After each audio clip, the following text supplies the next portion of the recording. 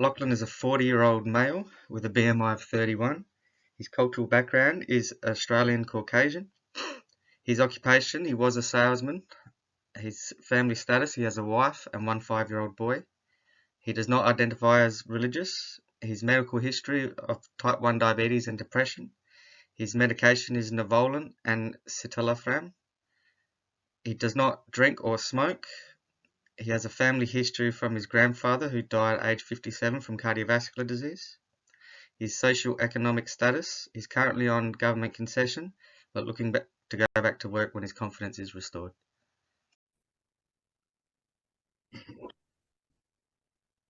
Hi Lachlan, thanks for coming in today. Sure, thanks for seeing me. Okay, so today I'm going to ask you some questions that might be a bit emotional. So if you don't feel comfortable answering at any time, just let me know and we can move on and find another solution, okay? Yeah, no problem. Thank you. Can you tell me why you've come to see me today? Yeah, about 1.5 years ago, my diabetes got out of control very quickly, and I had to get my foot amputated. Because of that, I went into depression for about a year.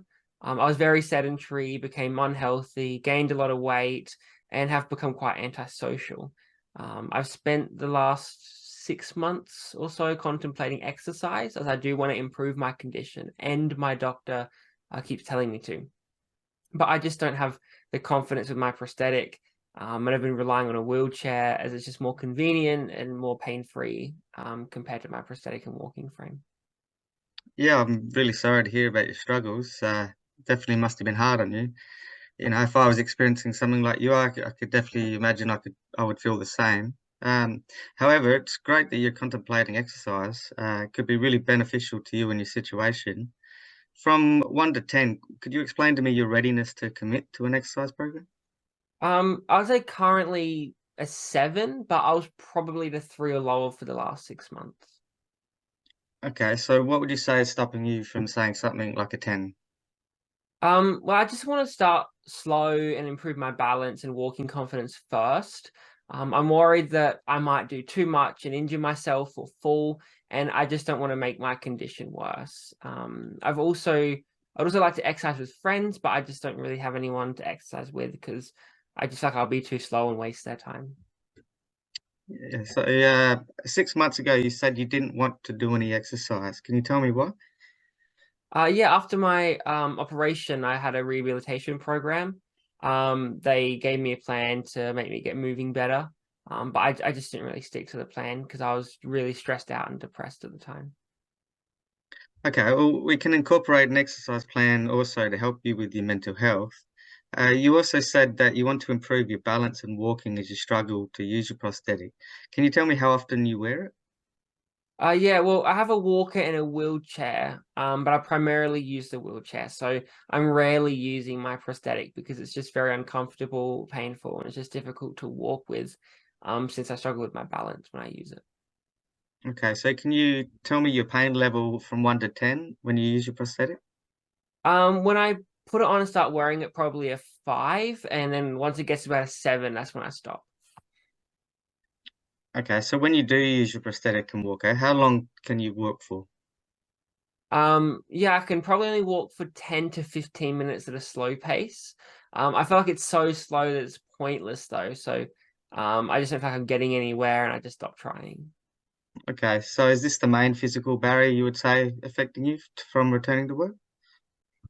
Yeah, well, I left my job before the surgery, and I haven't felt confident enough, with my movement to be in a workplace. I've also had unstable mental health due to everything going on, and it's just made it really hard to work, and it just starts to stress out my family. Oh yeah, I could understand that this would be very stressful on your family. So regarding your home situation, can you explain your living arrangement? Yeah, well, my house is a one-story house on a flat block, so it's easy enough to move around. We've also converted the front and the back stairs into a ramp, which makes it easy for me to get in and out of the house. But I still have difficulty just getting around the house and property in general without assistance. And would love to be able to walk around the house unassisted with my prosthetic. Yeah, okay. So are there any other barriers to movement within the house? Not really. Some of the places are a bit tight to move around, like the kitchen, when I'm using my wheelchair or walker. So I kind of avoid those areas. But I would love to go into the kitchen and cook a meal without my walking aids. Absolutely. So before your amputation, can you explain to me your physical activity levels? Um, Not a lot. I would go to the park with my son, kick the ball around, go fishing with my kayak. And I also worked as a sales rep, so that involved a lot of walking at times. So how many steps do you think you would do a day back then and what you're doing today? I'd probably say back then I would do about 7,000 steps every day. But at the moment I don't really do many. About 1,000 to 2,000 at most. Okay. And how often do you exercise at the moment? At the moment I don't really exercise, to be honest. I don't have the confidence to start yet and just need some help getting started. Yeah, well, I completely understand, and definitely can help you get started. So if you were to exercise, are there any other barriers stopping you from exercising? Not really. At home, I have dumbbells and a treadmill, but I haven't really been using them. I did just get my car back, and it's been modified so I can and drive it, which means that I can go to the local gym. But I haven't had the confidence to go swimming yet, though. Okay, so are you seeing any other allied health professionals at the moment? Yeah, my doctor has sent me to rehab treatment and a dietitian, but I haven't really stuck to the programs and diets given to me. But recently I have considered restarting my diet program, and now I'm looking to do some exercise. Well, it's great to hear that you're engaging in healthier options. You know, making change can be very hard work at times, but it does get easier as time goes on. Could I ask you, if you didn't restart your diet plan or engage in an exercise a program, what do you see happening? Well, I have put on a lot of weight, and developed a pretty bad eating pattern. So if I kept this up, I know I wouldn't be able to play with my son or do activities with my friends. And it would make it harder for me just, walk around unassisted or return to work.